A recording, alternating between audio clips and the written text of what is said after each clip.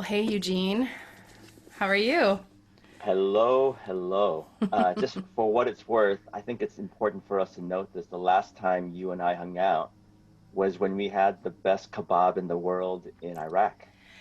I have to ask you this important question, which is that have you had a better kebab since, or do you still maintain that was the best kebab? That was not the best kebab in the world, but you and I both were duped along with a couple other folks because the signage in that It restaurant was was the called, largest, yeah, well, it was the largest best kebab in the world sign I have ever seen. it was. Yeah, Although it was a strong kebab. it was strong, It but was not the strong. best. Not the best. We had some good food on that trip. Oh, some of the best food I've ever had.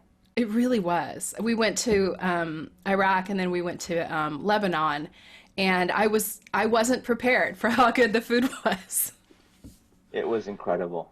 And we learned a lot, And obviously. we were there for humanitarian purposes, but mostly my takeaway was the food. So, Yes, that's right. yeah, no, it was actually a really profound trip.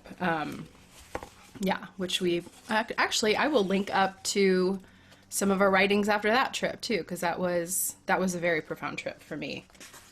So I will put that in the comments as well if people want to look into that. But All it's right, really good to see you again and I to talk. know. You too. You too. Well, you've written a book that I love the title of, which is How to Not Be a Jerk, essentially. Yes, here it is. Thou Thou shalt not shalt be a not be jerk. a jerk. A Christian's Guide to Engaging Politics. Yeah, which is resonant for me because I'm a Christian and I like to talk about politics a lot. I was doing a podcast for a bit with another Christian friend who was Republican and I'm Democrat, and so we were trying to like model civil discourse, but that doesn't happen so often in our Christian circles, I'm afraid. Christian circles, non-Christian circles, This it's is pretty true. much a mess right now. It is pretty much a mess. And did you ever think when you were writing this book that we would be where we are right now? No, which is probably the reason why I quit writing the book four times. On four distinct occasions, I said, enough, there's no way I'm going to write this book. This is too hard. But to be honest, I'm glad I've written the book. Yeah. Even though whenever you put something out in public, you're going to get both affirmations and you're going to get your share of critics as well. Oh, sure. And that's the world that we live in. Yeah, absolutely. Well, and our dialogue around politics. I mean, we'll get to this in a bit, but I think it's from my opinion that it's only heightened just in terms of the vitriol and the anger. I mean, it just seems, and I know we're coming up to an election, but it does seem to be at a fever pitch right now. I don't think anyone would dispute either of us on that point. That might Yeah, be the one thing that people we would could all agree agree. on whatever side or nuance Yeah, you're in. I think people are sensing something is really broken, yeah, and yet we don't want to do anything about it. yeah, yeah. No, I agree. All right, I want you to read us a little section of your book, then I'm going to read a little section of mine, and then we're going to chat. All right. Well, again, congratulations on the launch of your book. I know Thank both you. of us are launching our books during an interesting quarantine Yeah. time. So thanks for your creativity in doing this. So I'm going to just be reading a little bit from the introduction of my book, and I'll just read it and then we'll hear yours and then we'll chat. Awesome. Hear this well. Politics matter. They matter because politics inform policies that ultimately impact people. When I read the Bible, it's emphatically clear that people matter to God, including and especially people who are marginalized, oppressed, forgotten, and on the fringes of our larger society. While some Christians have chosen to disengage from the political process, remain silent, or retreat to the sidelines, that kind of isolation or retreat from society is not endorsed by my book. I believe Christians ought to engage our larger culture, including the many faces and nuances of what we label politics. Since politics is a necessary process of any healthy society, this book is exactly that, a practical resource to help Christians navigate the chaotic and turbulent winds of political engagement. not as an end to itself, but as an expression of our discipleship as followers of Jesus Christ. In the chapters ahead, I urge believers not to go to bed with political parties and their powerful politicians. In doing so, we lose the prophetic ability to speak truth to power. As I've shared already and will continue to repeat, I'm not suggesting that Christians stand on the sidelines, but we shouldn't ever profess blind loyalty to a party. And by party, I mean any party. I'll stop there. I love it. I love it. Okay, so much I want to say. I'm going to read this little section from mine. Okay, this is from a section in my book where I'm talking about, we had been a part of a church, heavily involved in a church for about 15 years. It was a church plant. And I was beginning to shift some of my views on politics, and some of the ways that I went about it were not the most friendly. I began to feel more and more uneasy with our church. The more involved in activism and social justice I got, the more uncomfortable I became with some of the church's philosophies around missions and orphan care. I had read When Helping Hurts, and I was beginning to see how some of our well-intended practices as a church were steeped in a lack of understanding of the needs of the people we were trying to serve. At the time, I was a lead volunteer on the African missions branch of our church. Twice I had led teams on mission trips to Zimbabwe that, in retrospect, were very problematic. Now I was learning about the issues inherent in short-term mission trips, from the way they patronize the poor to the misuse of funds involved in sending a team of 20 people to a remote location instead of funding the people already on the ground. I'd also been part of a team that visited an orphanage our church built that housed hundreds of kids with living parents. And I was learning about the problem of orphanages that essentially entice children away from impoverished but living parents, spending our money to clothe and feed the kids separate from their families, when the money could have helped keep families together. Around the same time, my views were shifting on things like women's roles, LGBT marriage, and politics. I was vocal about those shifting ideas because, well, that's who I am. I was loudly critical. I asked questions about the yearly budget, about how we were spending our money. I pointed out the lack of diversity on the church staff. When the wife of an elder sent an email forward, this was during the Obama campaign, about Obama being the literal Antichrist to every elder and pastor of the church, and I was the only person who seemed to mind, I was frustrated. Basically, I was becoming a pain in everyone's ass. So, is there something that is the equivalent of like a mic drop on a video recording? Like, can you drop it? Yes, but that's an expensive mic, so don't do it. Okay, gotcha. And I think it belongs to your children. That's right. That was great. So, that describes a little bit about when I started getting involved in politics as a Christian. Well, you know what? That's not true. I was always heavily involved in politics as a Christian, but I was raised believing that a Christian has to be a Republican. Like, that was very heavily ingrained in my denomination, and I went to a Bible college where, and this is not an exaggeration, we had one Democrat at the school, and people whispered that as if they were whispering, he's a pedophile. I mean, it was like, he's a Democrat. And then it was like, oh, that guy is really weird. Of a school of 500 people, one Democrat. So, my political understanding growing up was really just kind of what you were talking about in the intro of your book of we had to align with one political party. And that was the Christian party. How about you? How did you start to engage in politics? Well, my first entry into politics was in middle school when I ran for middle school president. I was crushed. I got 8% of the vote. Laugh. But aside from that, like you, I think I became a Christian at the age of 18. And when I began to ask questions, because I've always been a person, I think like you, who've asked questions.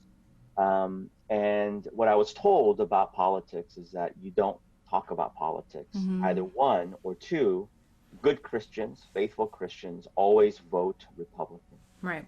that was my entry into it. I think it's very common for those who are under the larger umbrella of evangelicalism. I know it's a real broad tent. Yeah. Part of the reason why I wrote this book, yes, was to speak to that, but now living in Seattle, which, like in Southern California, tends to be very progressive. Mm-hmm. Even as you and I are talking right now, there are massive protests going on in Seattle. Everyone's Yeah. checking on me. Are you okay? Are you still Uh-huh. alive? Do you have access to water? Do you have access to groceries? Have the socialists taken over? Oh Uh, no, not the but socialists. but here in Seattle, I would say that it's the opposite of what I experienced when I Mm-hmm. first became a Christian, where if Mm-hmm. you are a Christian, you must vote Democrat. Mm-hmm. And for those who have any entertaining thoughts about conservatism, Mm-hmm. you kind of get the same backlash Yeah. that you experienced, that one Democrat person that you mentioned in your Mm-hmm. Bible college. So it's been an interesting tension, this this Yeah. this pendulum, if you will. And I suspect that you've experienced that as well. I absolutely have, and it's interesting, because now I would probably call myself like more of a progressive Christian than an evangelical. Although, and again, these names and these, we're talking about political polarization, but there's polarization in religious identification as Sure, well. And I sure. I probably still hold some very evangelical beliefs that and yet I hold some very progressive beliefs. But I've found that same thing, that as I've moved into more progressive circles, then it's like, no, you have to be a Democrat. And what I find interesting is I I think that I left fundamentalism, but then I see the tenets of fundamentalism crop up in progressive circles as well. It's almost like we didn't do the inner work. And so, over here in conservative land, we were excluding based on, there was some tribalism, and there's some, groupthink, and you're in or you're out mindset, and Sure. cancel culture in conservative circles. But then a lot of people jumped over to a more progressive stance, but then they kept all of the same really kind of black and white thinking and black and white views. So it's like we have Well, fundamentalists over here as well. yeah. Yeah, and I talk a lot about those aspects in my book, and they're very concerning. From a political speak, some might call that identity politics. Mm-hmm. I think what it does is that it makes us lazy.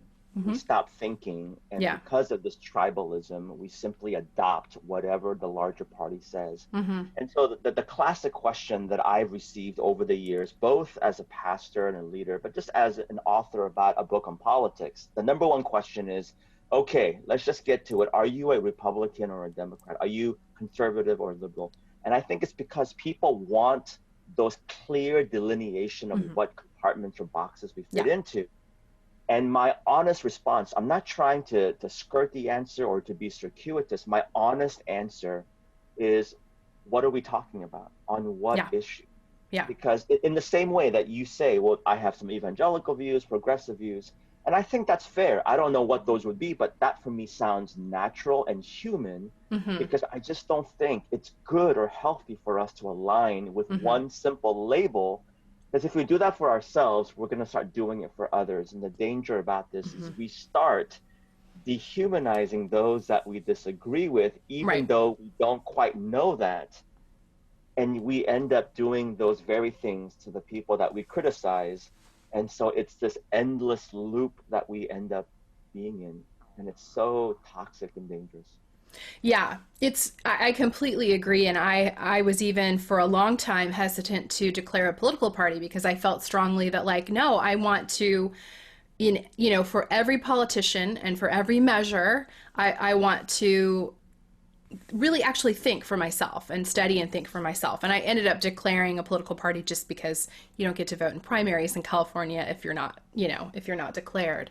And I definitely find myself in alignment with one political party most of the time.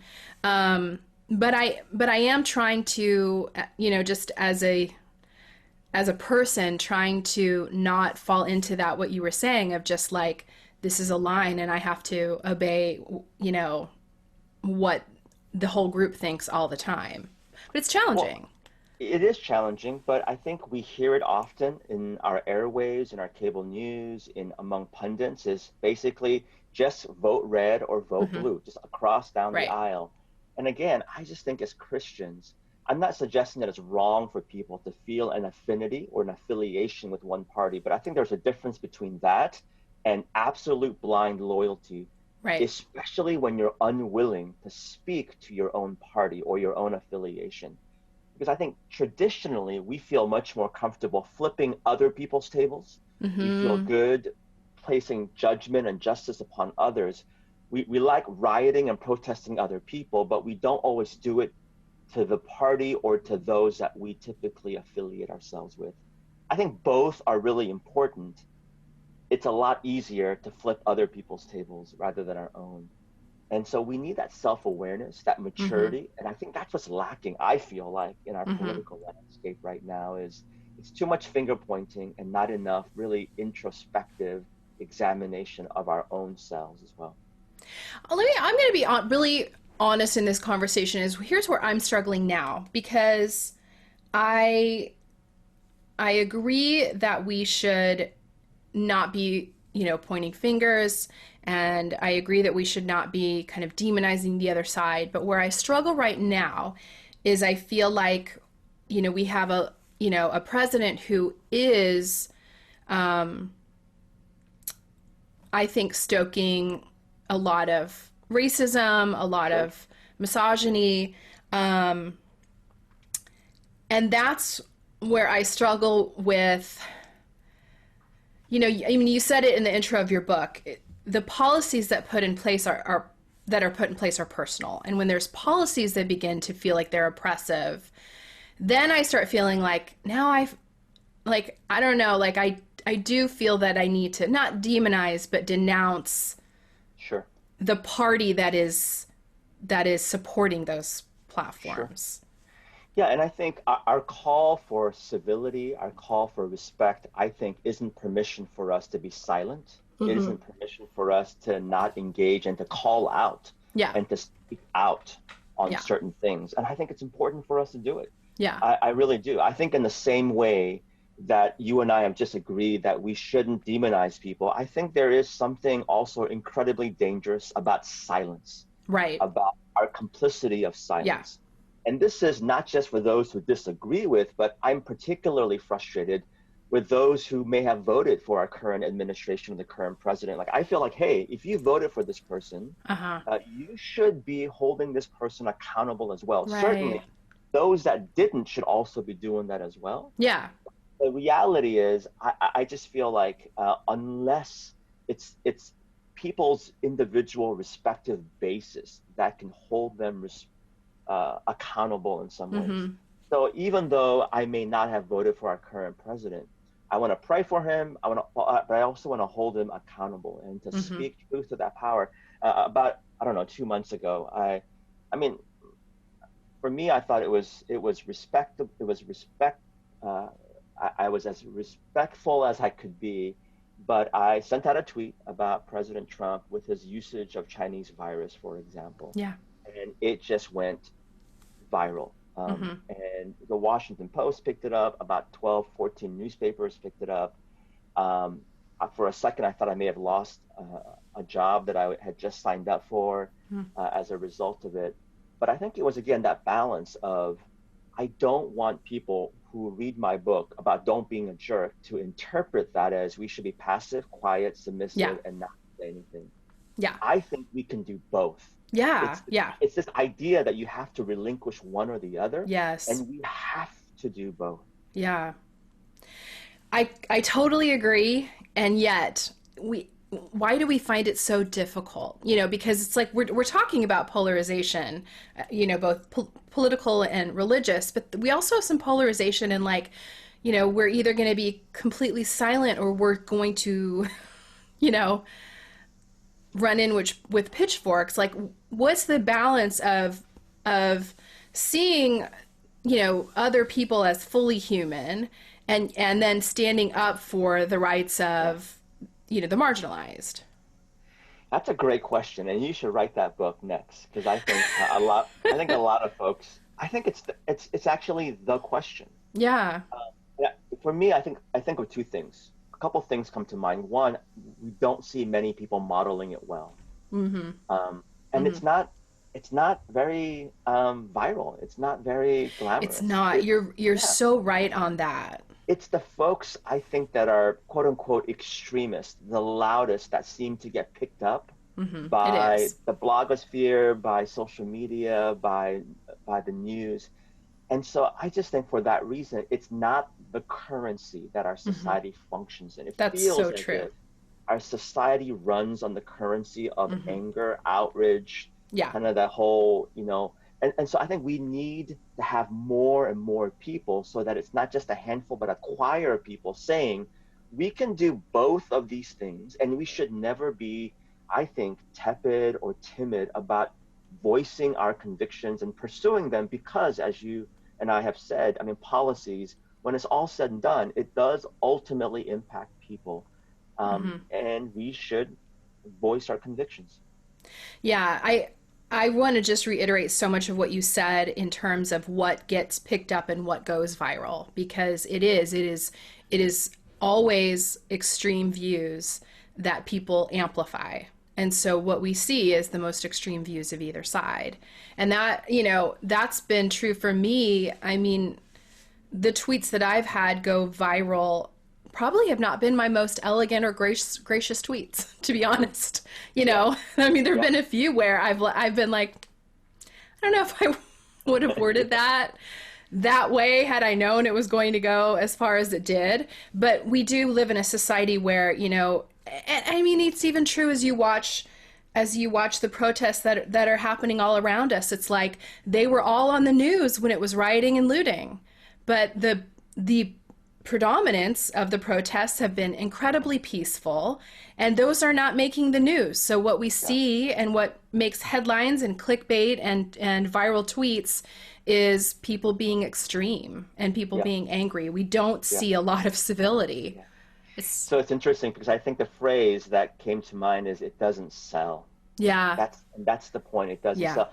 And in some ways, I think, our current president uses the term fake news, and Hmm. he uses it excessively anytime he disagrees with something.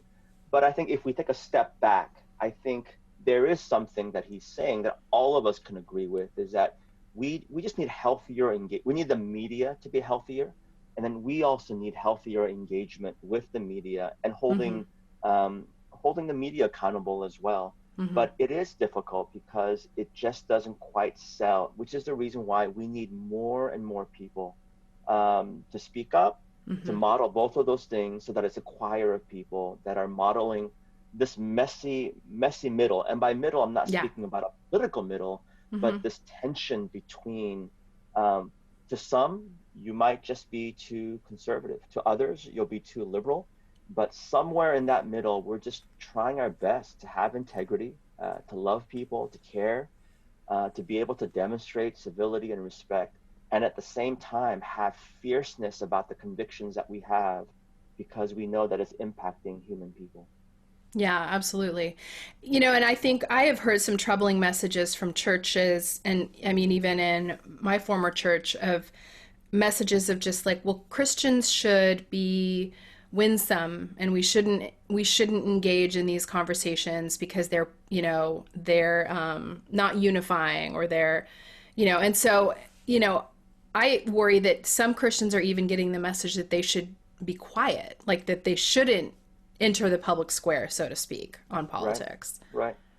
Well, I think there are three groups of people that I sought to engage in my book. I think there is a group of people, a legitimate large group of Christians who, for whatever reason, it could be Mm-hmm. instructions like Mm-hmm. the one that you explained. Sometimes it's theological, I think, holes where we've been told that we should only focus on spiritual things. Right.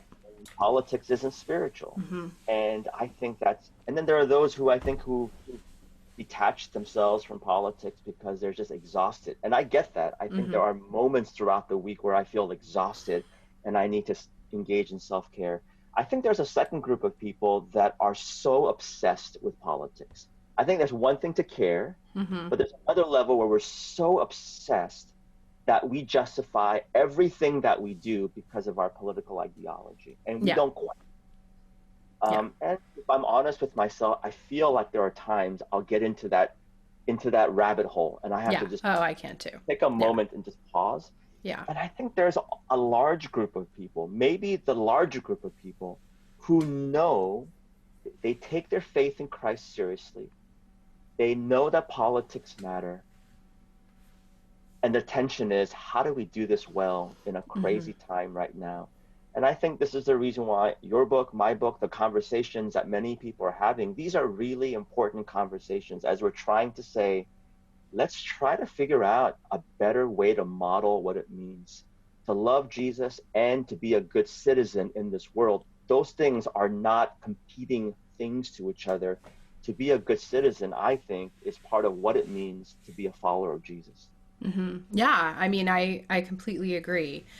Um, how does that look at the dinner table? You know, how does that look at Thanksgiving? How does that look as we engage with like you know, I mean, I have a parent who is very entrenched in what I would say just really fundamentalist politics, meaning you know, she's only in taking news that is fitting a certain confirmation bias, and she's not following a lot of the values that I was raised with in her Mm-hmm. current political alignment. Like, you know, what does that look like at the dinner table with people who are, you know, maybe foregoing some more obvious tenets of the faith in favor of political alignment? Sure. Well, there's a practical answer, and then I'm going to send it back to you because I'd love to hear your answer, and then I'll share my answer. First, the most practical advice I can give people is make sure you're able to finish the food, especially if you're a guest, because you don't want to get kicked out before you get to eat the free food. It's a So make sure, good point. yeah, make Get sure that you get kebab to, down. that's right, make sure we get to enjoy the meal. I mean, but I'd love to hear from you because I know that part of your giftings is the relational component. Obviously, family matters to all of us. Uh, how would you answer your question?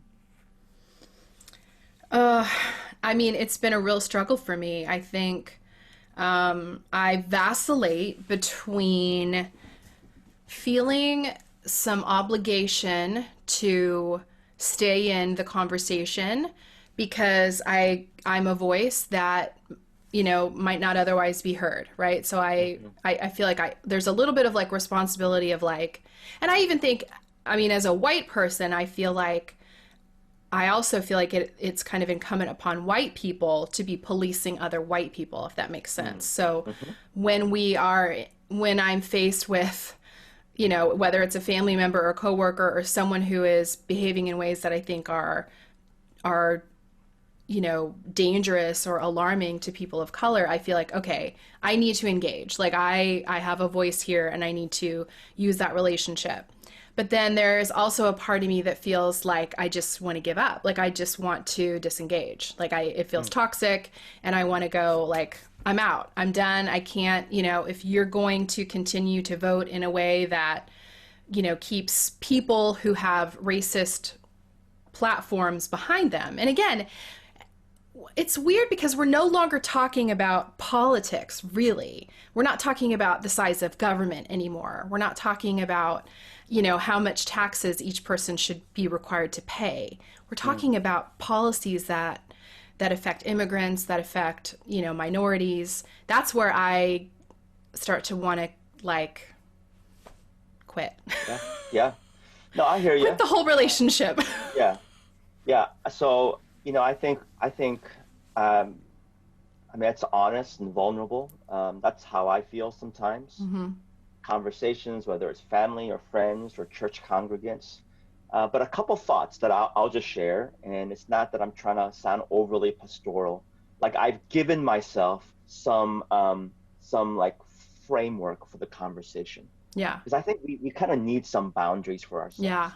So one of my boundaries is, hey, I'm not meant to be a small s savior of every single friendship relationship.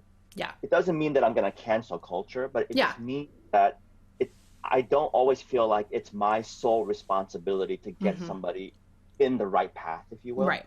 And so I have to kind of give myself some space to say, hey, is this way too toxic? Do I need to kind of Mm-hmm. step off the gas accelerator, if you will? Mm-hmm.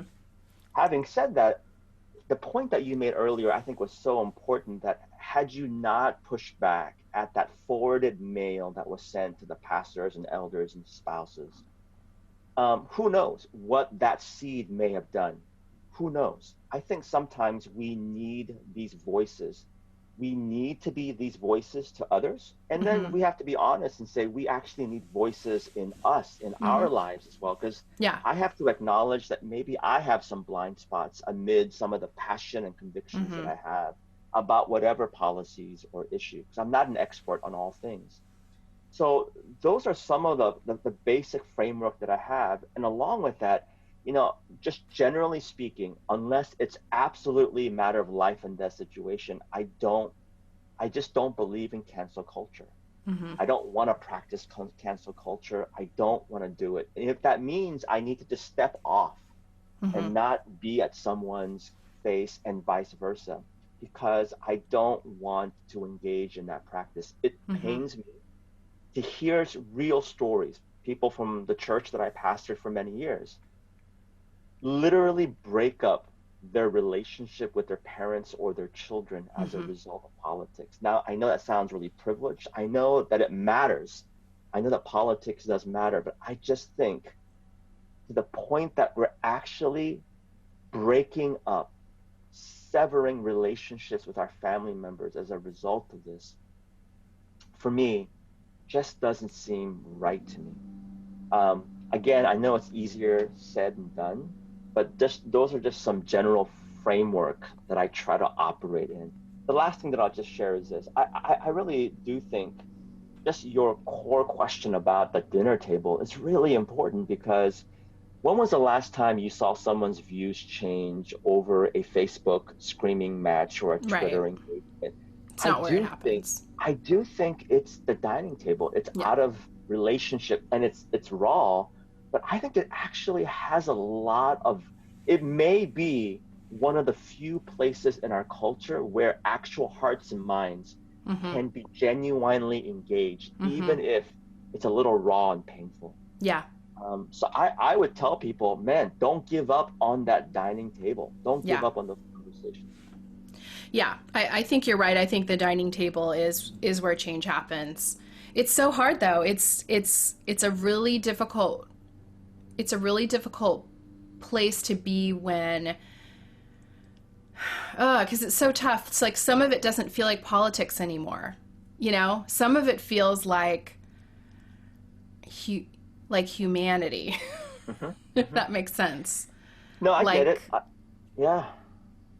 No, I mean, we're both basically struggling with our words because I think we yeah. understand how hard and raw and difficult it is. One thing that I've learned over the years as whether it's dining tables or having conversations with church folks, congregants, is I've realized that when it's all said and done, everybody wants to be heard. Yeah, that's the truth. No matter where you are, Yeah. everybody wants to be heard. And I've learned painfully that before I try to correct or share my views, I just genuinely want to honor the other person's humanity Mm-hmm. by saying, you know what, I want to listen to you. Yeah. I want to hear what you have to say. Yeah. And I think just that posture has really diffused some Mm-hmm. of the already present tension that exists. But just, I think if we can just understand that everybody wants to be heard, everybody wants to be loved, Yeah. I think we'll go a long way. I think you're right. And I think, one of my constant struggles and reminders to myself is to try to have empathy, even if I feel like a viewpoint is ridiculous, right? Like, I mean, an example would but more benign example would be I'm struggling with there's people in my community who are protesting wearing masks and they're going to meetings and like this has become they think it's like a civil rights issue and they're conflating it to slavery, right? And I really struggle with this because I'm like, first of all, this is not a civil right. Second of all, come on, you guys, right? Yeah. And I've gotten really, really judgmental and frustrated. And then I have to try to think for myself, what's driving this for them? They're scared. What are they scared of? Losing their civil rights. Now, do I think they're going to lose their civil rights? I absolutely don't. But can I empathize with the fact that they actually are scared that they will, even if it's irrational? Like, and I try to think to myself, have I had an irrational fear before? I have. Have I been scared of something that doesn't make any sense? I have. So can I try to put myself in, like, and give them a little ounce of grace that this is coming from them being really scared about this boogeyman of like losing their civil rights. And I can try to hold empathy, but even as it's coming out of my mouth, I still feel a lot of judgment. Yeah. Well, no, it's beautiful and it's good. But it's hard. And I think that's honest and real. It's the balance of both of those things. What I would say is first I would put on my mask. There you go. And then I would say, wear your mask. I know. Well, I mean, that's a cultural thing too, isn't it? That Americans, I mean, we don't know what to do with this. You know, having traveled a lot, it's like, guys, people have been doing this for a long time in other cultures. Oh man, don't get me started. Don't get me started. Let me just say this. I think this is part of sometimes, like, I am a proud, naturalized American citizen, fully acknowledging what a broken, fallen, and yet beautiful part of the world America is. All of those things, I get it.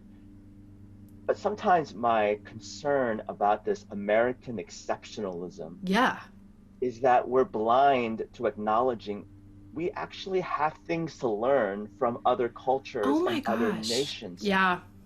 I don't understand. And so like wearing masks, like when you see how other nations who traditionally wear masks, who don't wear shoes in their homes, as a second example. I'm not trying to make America Asian again. That's not my point, but I'm suggesting that we have things to learn from other cultures, and that's a good thing. It is.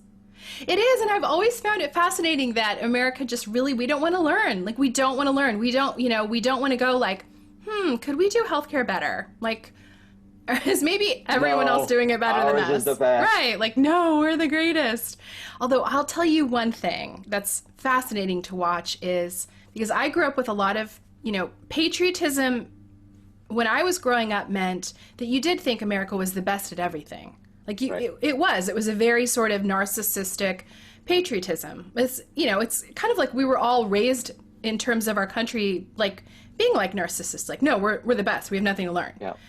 And what's interesting is my kids' generation, I feel like that's gone because my kids are watching, I think probably one of our worst presidents ever. They're watching us flail at managing COVID. They're watching us flail at managing race. They're watching us flail at managing healthcare.